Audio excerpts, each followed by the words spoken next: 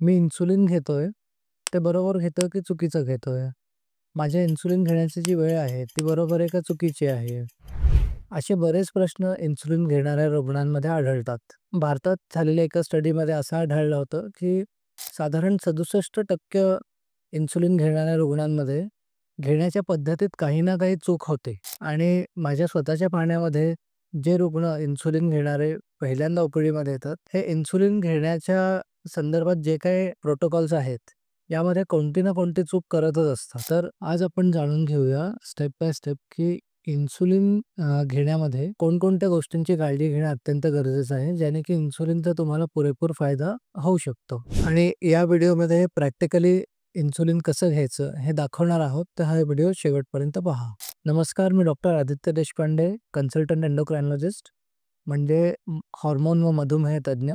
पहिल्यांदा आपण जाणून घेऊया की इन्सुलिनचे प्रकार काय आहेत. इन्सुलिनमध्ये त्याचे ॲक्शनची कालावधी किती आहे, म्हणजे त्याचा परिणाम किती तास राहील, याप्रमाणे त्याला शॉर्ट ॲक्टिंग म्हणजे कमी वेळ काम करणारं, इंटरमिडिएट ॲक्टिंग म्हणजे मध्यम वेळ काम करणारं आणि लाँग ॲक्टिंग म्हणजे बराच वेळ काम करणारं, अशा 3 ग्रुप्समध्ये विभागणी केलेली आहे.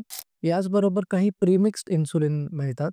प्रीमिक्स्ड इन्सुलिन म्हणजे काय? यातले 2 प्रकार एकत्र मिक्स केले जातात आणि ते एकाच इन्सुलिनच्या बाटलीमध्ये किंवा एकाच पेनमध्ये उपलब्ध होतात. आता याच्यामध्ये तुमच्यासाठी इन्सुलिन कोणतं योग्य आहे, ते तुमचे डॉक्टरच ठरवू शकतात. या व्हिडिओमध्ये आपण पाहणार आहोत, की इन्सुलिन घेण्यामध्ये कोणकोणत्या गोष्टींमध्ये चुका होऊ शकतात. पहिली गोष्ट आहे स्टोरेज. इन्सुलिन आपण कुठे ठेवतो? हे अत्यंत महत्त्वाचं आहे. आपल्या देशात आणि इव्हन आपल्या राज्यात आपण पाहतो, की उन्हाळ्यात 40, 45, 48 इतकं टेम्परेचर जातं. तर यामध्ये इन्सुलिन हा अतिशय टेम्परेचर सेन्सिटिव्ह असा हॉर्मोन आहे. तर इन्सुलिनचे जे व्हायल्स आहेत किंवा इंजेक्शन्स आहेत, ते फ्रिजमध्ये न ठेवल्यामुळे बऱ्याचदा त्यांचा परिणाम हवा तसा होत नाही. त्याचबरोबर काही रुग्ण चुकीची माहिती घेऊन ते फ्रीझरमध्ये ठेवतात. फ्रीझरमध्ये ठेवलं तरी इन्सुलिन खराब होऊन जातं. तर योग्य ठिकाणी इन्सुलिन ठेवण्याचं हे आहे फ्रिजमध्ये, शक्यतो फ्रिजच्या दरवाजात. याचबरोबर घरी फ्रिज नसल्यास हे मटक्यात सुद्धा ठेवता येतं. ते कोणत्या प्रकारे ठेवायचं यासाठी आम्ही एक वेगळा व्हिडिओ बनवणार आहोत. आणि इन्सुलिन स्टोरेजबाबत आपण सांगितलं आहे, तर त्यापुढे इन्सुलिन वापरताना काय-काय काळजी घ्याव्यात हे बघूयात. तर इन्सुलिन जेव्हा तुम्ही घेणार आहात, त्याच्या साधारण 10 मिनिट आधी तुम्ही फ्रिजमधून काढायचं. इन्सुलिनची जी व्हायल आहे किंवा जी बाटली आहे, त्याच्यात इन्सुलिन क्लिअर आहे ना, हे पाहायचं किंवा त्याच्यात दाणे किंवा असे काही कंटॅमिनेशन आहे का नाही, हे पाहणं अत्यंत गरजेचं आहे. त्याला हातामध्ये रोल केल्यानंतर 10 मिनिटानंतर ते सिरिंजमध्ये भरायचं. जर सिरिंजऐवजी पेन वापरत असला, तर पेनमध्ये नुसते खटके फिरवायचे असतात. तर इन्सुलिन घेण्याआधी बाकी काय-काय काळजी घेणं गरजेचं आहे, ते सुद्धा पाहणं तेवढंच महत्त्वाचं आहे.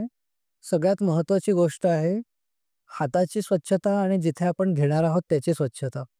तर याच्यामध्ये हात स्वच्छ साबणाने धुवावेत. त्याचबरोबर ज्या ठिकाणी आपण इन्सुलिन घेणार आहोत, ते पाण्याने आपण स्वच्छ केलं आणि ड्राय होऊ दिलं, म्हणजे वाळू दिलं तरी पुरेसं आहे. मग घेताना कोणत्या जागेवर घ्यावं, हा सुद्धा एक मोठा प्रश्न आहे. खूपदा पेशंट्स ज्यांना याच्याबद्दल काही माहिती नसते, ते त्यांना शरीरावर कुठेही इन्सुलिन घेतलं तरी चालतं, असं वाटतं. पण सहसा इन्सुलिन इथे बाजूला जे तुम्हाला चित्र दाखवतोय, त्याप्रमाणे त्या ठिकाणी घेतलं तर ते फायदेशीर असतं. सहसा मी माझ्या रुग्णांना पोटावर किंवा मांडीवर घ्यायला सांगतो इन्सुलिन. ते रात्रीचं इन्सुलिन मांडीवर घेणं जास्त फायद्याचं ठरतं. आणि तुम्ही जर शॉर्ट ॲक्टिंग इन्सुलिन घेताय, तर त्यात कोणत्या प्रकारचं शॉर्ट ॲक्टिंग इन्सुलिन घेताय, त्याप्रमाणे त्याच्यामध्ये आणि खाण्यामध्ये किती अंतर असलं पाहिजे, हे ठरतं. जे लाँग ॲक्टिंग इन्सुलिन आहेत, ते सहसा दिवसातून 1 वेळा दिले जातात आणि त्यामध्येही कोणता प्रकार आहे, त्याप्रमाणे वेळेत किती पुढे-मागे केलं तर चालतं, हे त्यामध्ये ठरतं. आता इन्सुलिन घेताना एक्झॅक्टली टेक्निक कशी वापरावी, हे तुम्हाला व्हिडिओमध्ये दिसतच असेल. तर यामध्ये आपण त्याच्या आधी काय-काय करायचं, स्वच्छता कशी बाळगायची, हे सगळं तर पाहिलंच आहे. पण इन्सुलिन घेताना तिथल्या त्वचेचा एक मोठा चिमटा घेऊन त्याच्यामध्ये 90 डिग्रीज म्हणजे परपेंडिक्युलर इंजेक्शन द्यायचं असतं. या इंजेक्शनमध्ये आपला उद्देश हा आहे, की हे इंजेक्शन शरीरामध्ये त्वचेखाली जी चरबी आहे, सबक्युटेनियस फॅट जे आहे, त्यामध्ये गेलं पाहिजे. तर हे इंजेक्शन देताना एक मोठा चिमटा घेऊन इंजेक्शन परपेंडिक्युलरली दिल्यानंतर ते हळू दाबलं पाहिजे आणि ते दाबल्यानंतर इंजेक्शन देऊन झाल्यानंतर कमीत कमी 10 सेकंद तसंच ठेवलं पाहिजे. लगेच इंजेक्शन देऊन म्हणजे एकदम फास्ट इंजेक्शन देऊन लगेच बाहेर काढायचा प्रयत्न केला, तर त्याबरोबर जे आपण इंजेक्शन देतोय ते सुद्धा थोडं इन्सुलिन तसंच बाहेर निघतं. तर त्याने आपण जेवढा डोस देतोय त्यापेक्षा कमी डोस जाण्याची शक्यता आहे.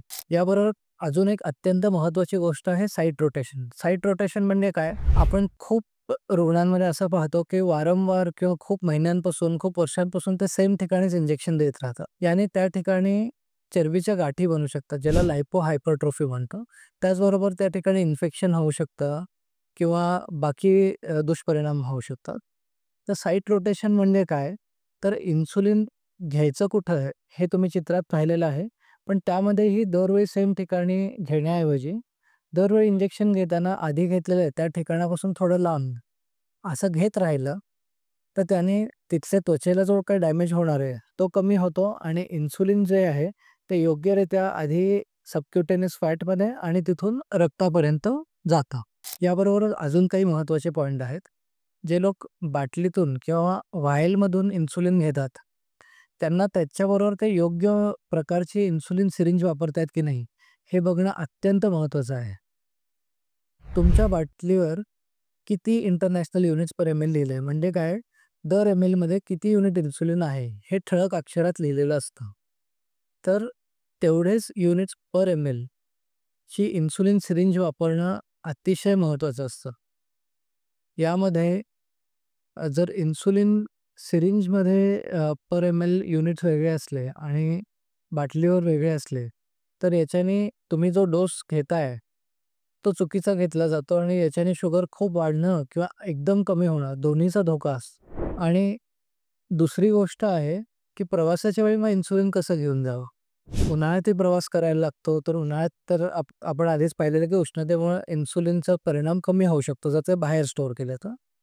तर आत्ता सध्या ऑनलाईन सुद्धा काही इन्सुलिनचे ट्रॅव्हल किट्स उपलब्ध आहेत, ज्याच्यामध्ये आईस पॅक बिल्ट इन येतो किंवा हे जरी नसलं, तरी आपण आईस पॅक घेऊन एका थर्माकोल बॉक्समध्ये वगैरे हे घेऊन जाऊ शकतो. हे नसताना थर्मसमध्ये गार पाणी ठेवून, त्या गार पाण्यात हे प्लास्टिकच्या पिशवीत घट्ट बांधून ठेवलं, तरी हे काही तास इन्सुलिन या पद्धतीने स्टोअर होऊ शकतं.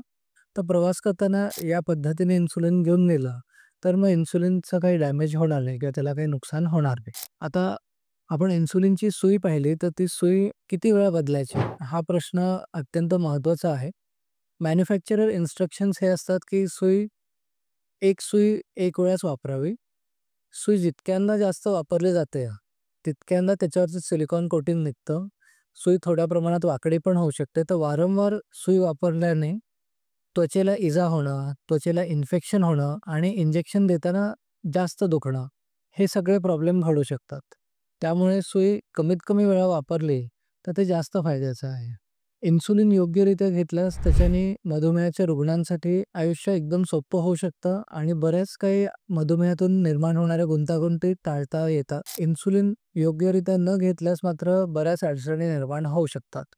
या व्हिडिओमध्ये ज्या बेसिक गोष्टी आहेत इन्सुलिन घेण्याबद्दल, या सगळ्या मी कव्हर केलेल्या आहेत. याच्या व्यतिरिक्त तुम्हाला इन्सुलिनबद्दल काही माहिती हवी असेल, तर ती प्लीज कमेंट्समध्ये शेअर करा. हा व्हिडिओ तुमच्या माहितीत असलेल्या इन्सुलिन घेणाऱ्या रुग्णांबरोबर नक्की शेअर करा.